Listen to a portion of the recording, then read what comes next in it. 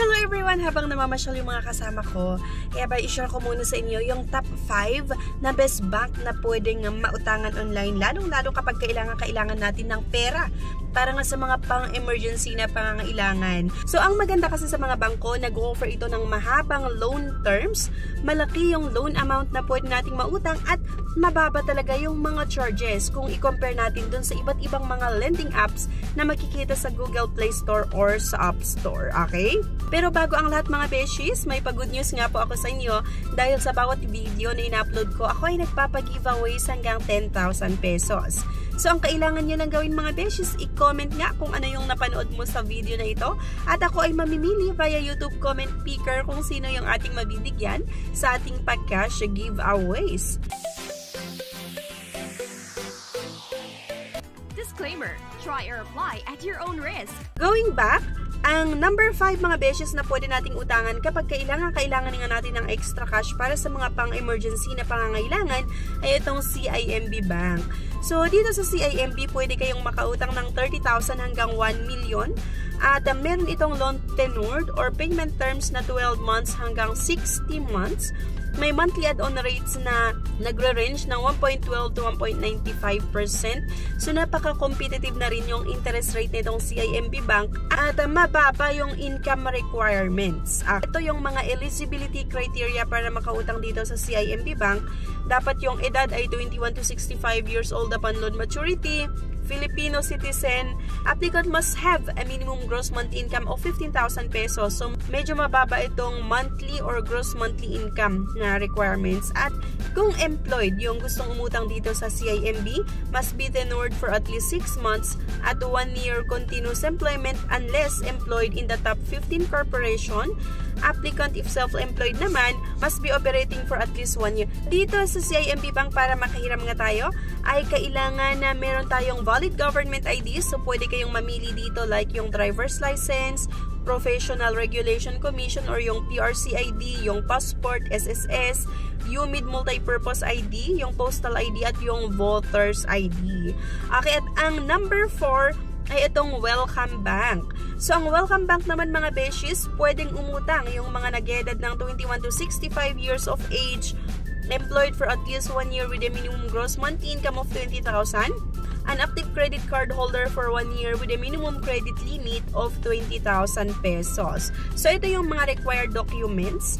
Kailangan meron kayong 2 valid government IDs, merong 2 months recent payslip, COE with position, tenure, and annual income, latest ITR, 2 months credit card statement, and yung utility bill. So, payment terms ng Welcome Bank mga beshies ay 1 to 3 years. At ang isa sa mga nagustuhan ko talaga dito sa Welcome Bank ay mahaba nga din itong loan terms na ino-offer kasi hanggang 3 years. At alam nyo ba, napakabilis yung pag-process ng Welcome Bank ng inyong loan application basta mag-submit kayo ng loan application nyo nga na may kompletong requirements. At kapag tinawagan kayo for employment verification, dapat nakakasagot kayo agad. Ang number 3 mga beshies na pwede nyo i-consider utangan nga kapag kailangan natin ng extra cash para sa mga pang-emergency na pangangailangan at malaking amount yung gusto mong utangin ay itong East West Bank.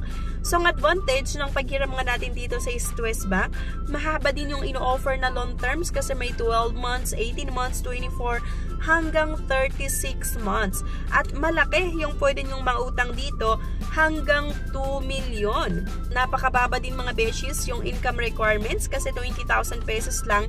Yung gross monthly salary natin ay pwede na nga tayong makahiram dito sa East West Bank at walang collateral, walang guarantor at wala din pong co-maker. So, itong East West Bank personal loan, unsecured na rin siya. So, kapag sinasabi nating unsecured loan, ibig sabihin walang collateral nga, walang guarantor, at walang co-maker. Nakadepende lang talaga yung amount na i-approve ni bangko dun nga sa loan application nyo, dun sa mga requirements na submit nyo. Kung malaki ba yung sahod mo, meron ka bang credit card, ilang years ka na nagtatrabaho sa present employer mo, ano yung position mo, hindi ka ba basta-basta, di ba, matatanggal sa iyong trabaho, ano? So, napakaganda din i-consider itong East West Bank. At alam nyo ba, napakabilis yung pag-process ng East West Bank ng loan application. Kaya kung naghanap ka ng legit na pwedeng mautangan online, pwede mo i-consider na utangan itong East West Bank. Ang number 3 mga beshes na pwede nating mautangan online nga ay itong Union Bank. So dito sa Union Bank, napakabilis din yung pag-process nila ng loan application at malaki yung pwede nyong mga utang kasi hanggang 2 million.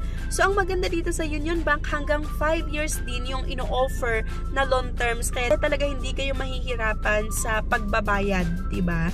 Kasi nga, mahaba yung loan terms. Kaya, kung mahaba yung loan terms, ibig sabihin, mas maliit yung babayaran natin or yung magiging monthly amortization. Ang isa sa mga nagustuhan ko dito sa Union Bank, napakadali nga or napakabilis nga yung process nila ng loan applications. So, meron tayong sample computation. Kung payable sa loob ng 60 months, ang monthly installment natin ay 3,047.56. Interest rate niya per annum ay 26.9%. Kapag 48 months naman, ang monthly installment ay 3,422.56 at 26.9% pa rin yung per annum na interest. Kapag 36 months, 4,077.16 yung monthly installment at 24 months, 5,432.95, 12 months, 9,596.86. At meron din kapag 200,000 naman yung gusto nyong utangin, 6 months, ito pa rin yung magiging monthly amortization. At kapag 2 million yung gusto mong utangin, grabe, ito pwede mong bayaran nga sa loob ng 60 months at ito yung possible na magiging monthly amortization kapag babayaran mo sa loob ng 60 months nga, 48 months, 36 months, 24 months at 12 months. So makikita nyo itong monthly installment. So ganyan, napakadali lang din umutang dito sa Union Bank. So kung interested ka nga na pwede kang pumunta mismo sa kanilang branch at ilalagay ko na lang din yung link nitong Union Bank sa comment section para mai-explore nyo pa itong iba't ibang mga feature. Ang number 2 mga beshies na pwede nyo i-consider utangan nga ay itong Security Bank. So ang Security Bank din po merong ino-offer na personal cash loan na kung saan pwede kayong makautang hanggang 2 million. Meron itong payment terms hanggang 36 months at approval within 5 business days. Pero itong 5 business days mga beshies, minsan mas mabilis yung pag-process talaga nila in yung loan application kapag nag-submit ka naman talaga ng kompletong mga requirements mo at mabilis kang matawagan kapag may tatawag na representative nga nitong bangko for CI, okay? Eligibility criteria para makautang nga dito sa Security Bank: regular and permanent with current employer and with total employment of at least 1 year. For call center, the minimum employment tenure is 3 years. Minimum gross monthly income of 15,000 for Metro Manila and 12,000 outside Metro Manila. Kapag self-employed naman, at least 2 continuous years of profitable operations in the same line of business. Minimum gross monthly income of 30,000 sa Metro Manila at kapag outside Metro Manila naman 25,000 pesos. Ito yung mga requirements ha. Photocopy of company ID with clear photo and signature. Photocopy of 1 valid government issued ID with 3 specimen signature. Yung latest 1-month payslip at latest BIR Form 2316 or yung latest certificate of employment. For self-employed naman, latest 2 years audited financial statement. Dapat merong SEC registration or DTI, business permit, yung mayor's permit at latest 6 months bank statements, list of 3 suppliers and 3 customers with contact details. Napaka-competitive na rin yung interest rate nitong Security Bank. At syempre, ang number 1 ay yung CTBC Bank Salary Stretch Loan. So sa CTBC Bank, pwede kayong umutang hanggang 1 million at may payment terms na 12 months, 18 months, 24 hanggang 36 months pa rin. At dito nga pwedeng maaprubahan ang inyong loan application sa loob ng 1 araw or 1 to 5 banking days. Sa CTBC Bank, pwedeng maaprubahan talaga yung loan application nyo within 1 day lang pag-submit nyo ng complete requirements. Basta nga, kapag tinawagan kayo ng representative nitong CTBC Bank, abay makasagot sana kayo agad-agad ara nga sa CI. At kung mabilis matawagan yung employer mo for employment verification, talagang inaabot yan ng 1 araw, 2 2 araw, magkakaroon na ng status yung loan application nyo. It's either approved or declined. Napaka-competitive din yung interest nitong CTBC Bank. And syempre, pwede kayong umutang dito, ideal for financial emergencies or funding hobbies. So, ang eligibility criteria para makautang dito sa CTBC Bank, yung edad ay 23 to 65 years old upon loan maturity, with minimum gross monthly income of 15,000 for bankers and 20,000 for non-bankers and working within the bank serviceable area, at least 6 months work tenure with current employer or a total of 2 years. Merong office landline, must be Filipino. So, ang requirements lang mga beshies para makahiram dito ay completely filled out application form, photocopy of ID issued by the employer with photo and signature, photocopy of 1 month latest payslip, yung proof of billing, government issued ID with 3 specimen signature at yung signed data privacy notice and consent form. Sa CTBC Bank mga beshes, napakadali nga makahiram dito. Basta kompleto kayo ng requirements. At alam nyo ba, based on my experience, itong CTBC Bank talaga yung isa sa mga nagpapautang online na napakabilis mag-process ng loan application at malaki yung mga inaaprubahan nila na loan amount. Kaya kung interested ka na umutang or naghahanap ka ng mga legit na pwedeng mautangan online, pwede mo i-consider itong top 5 best bank na pwede nating mautangan online. And ang isa sa mga nagustuhan ko dito meron dito sa top 5 natin yung pwede kayong makautang kahit wala kayong existing credit card. Okay? So, kahit wala din kayong bank account sa kanila, ay pwede pa rin kayong makautang. Kasi kapag na-approvehan yung loan application nyo, inform naman po kayo ni bank na kailangan nyo nang mag-open sa kanila or mag-open ng inyong mga bank account. So, yun yung kinaganda, yung tipong tsaka ka lang mag-open kapag approve yung loan application mo.